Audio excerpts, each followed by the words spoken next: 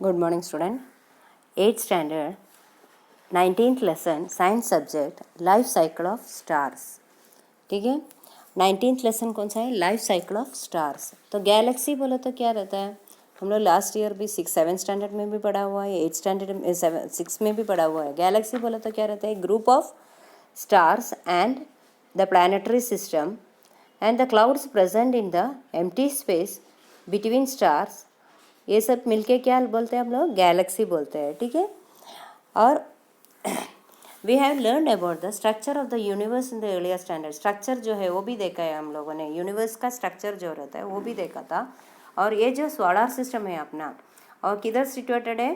That is situated in the Galaxy. अपने Galaxy में हुई ये रहता है. अपना सोलर सिस्टम जो रहता है गैलेक्सी में रहता है. और गैलेक्सी बोलो तो बहुत बड़ा रहता है और उसमें बहुत सारा स्टार्स भी है. गैलेक्सी में बहुत सारे स्टार्स भी रहता है. और अपना कौन सा गैलेक्सी है? What is the name of our galaxy? That is Milky Way या मंदाकिनी, इजंट इट? और ये जो गैलेक्सी है collection of billion stars and their planetary system and interstellar clouds which are present in the empty space between the stars. And the universe is made of innumerable सब galaxies. Universe जो रहता है वो बहुत सारा Galaxy से बनाया हुआ रहता है. और गैलेक्सीज जो रहता है वो उनका शेप में और स्ट्रक्चर में डिफरेंट टाइप्स का रहता है. ठीक है, उनका स्ट्रक्चर और शेप जो है गैलेक्सी अलग अलग रहता है. एंड वी कैन डिवाइड दम इनटू 3 टाइप्स. तो हम लोग वो गैलेक्सी को 3 टाइप्स में डिवाइड करते हैं. कौन सा शेप रहता है उसका? स्पाइरल शेप रहता है, एलिप्टिकल शेप और इरेगुलर गैलेक्सी. ऐसा 3 टाइप्स में हम लोग गैलेक्सी को डिवाइड करते हैं. और आवर स्पाइरल गैलेक्सी वो कौन सा शेप में रहता है? स्पाइरल शेप में. ठीक है, आवर गैलेक्सी से spiral Galaxy and it is called the milky way and Mandakini. तो आप लोगों का 19.1 में अपना एक गैलेक्सी का पिक्चर दिया हुआ है. ठीक है, जो मिल्की वे है अपना गैलेक्सी जो है कैसे दिखते हैं वो दिया हुआ है. ठीक है. Next is the properties of stars. Property stars का प्रॉपर्टी क्या रहता है? हम लोग रात को देखा तो बहुत सारा 4,000 स्टार्स जो है वो अपने डायरेक्ट आंखें से देख सकते हैं. और बाकी का बहुत छोटे छोटे स्टार्स भी रहते हैं. और sun is an ordinary star among them. ये सन जो रहता है वो भी एक स्टार ही रहता है. वो नॉर्मल हम लोगों की इधर से जो दिखते हैं वैसे ही स्टार भी बहुत छोटे दिखते हैं.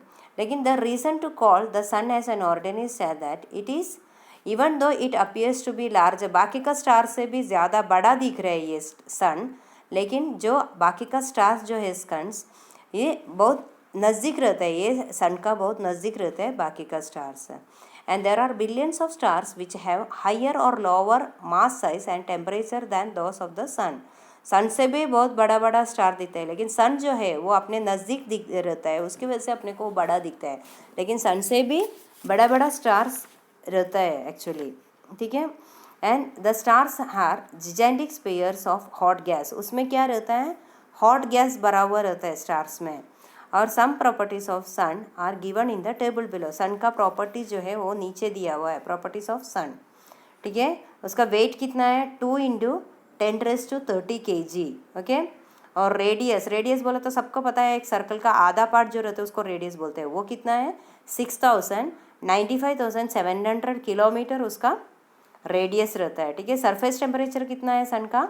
5500 केल्विन.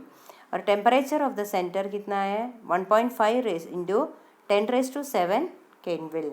एंड एज कितना रहता है? एक जैसे हम लोगों का एज रहता है ऐसा नहीं क्या ये एज के बाद हम लोग मर जाता है, वैसा सन का भी एज रहता है. उसके बाद वो नील हो जाता है. तो वो एज कितना है सन का? 4.5 मल्टीप्लाइड बाय 10⁻9 ईयर. और बाद में वो सन क्या होता है? बर्न हो जाता है. ठीक है.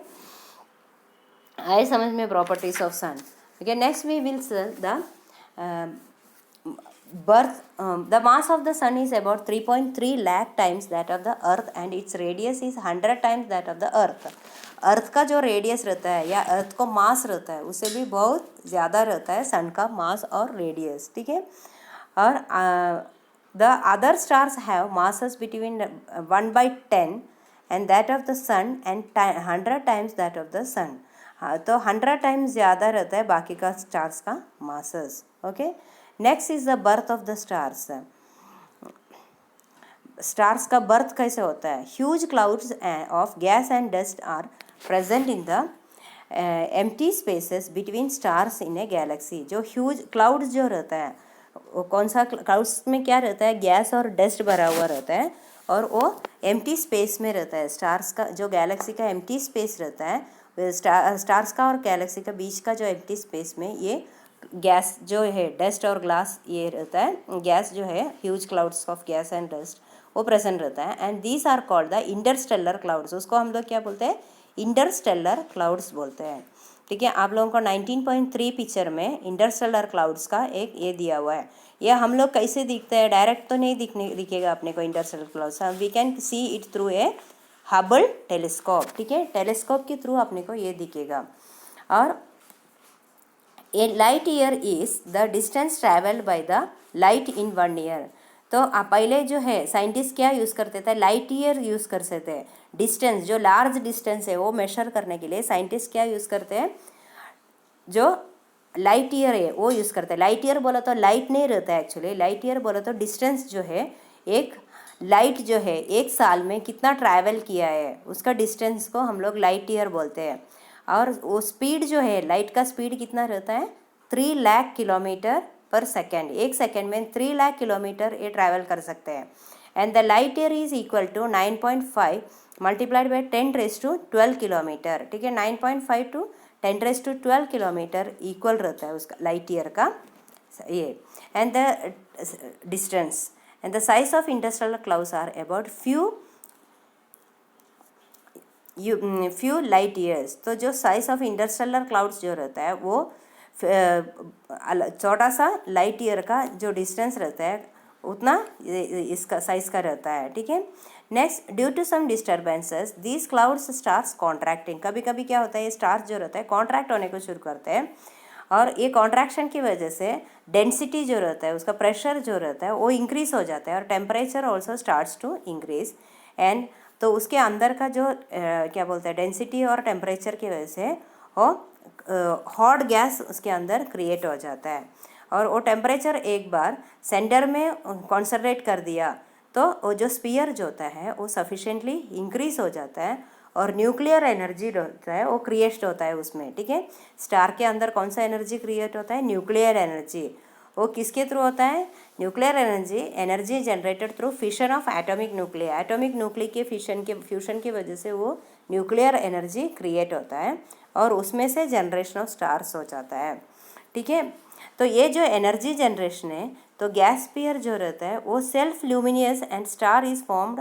तो उसकी वजह से ये जो एनर्जी जनरेशन होता है उसकी वजह से वो ल्यूमिनियस हो जाता है, शाइनिंग हो जाता है उस स्टार्स को, और उसमें से हम लोग क्या बोलते हैं, वो टाइम पे स्टार जो है बोर्न हो जाता है। ठीक है, आए समझ में बर्थ ऑफ स्टार कैसे हुआ है, उसके अंदर न्यूक्लियर एनर्जी क्रिएट होता है और ल्यूमिनियस हो जाता है। और ये जो न्यूक्लियर एनर्जी कैसे क्रिएट होता है, ये स्टार्स के अंदर जो क्या बोलते हैं गैस रहता है, उसका जब टेम्परेचर बढ़ जाता है या उसका डेंसिटी बढ़ता है, क्लाउड्स के अंदर का जो गैस रहता है उसका डेंसिटी जब बढ़ जाता है, उसके अंदर ज़्यादा से ज़्यादा हाइड्रोजन गैस रहता है। ठीक है, तो उसका डेंसिटी बढ़ने के टाइम पे न्यूक्लियर एनर्जी क्रिएट होता है, और उसमें से स्टार का जो शाइनिंग है वो शुरू हो जाता है, और उसमें से स्टार बोर्न हो जाता है।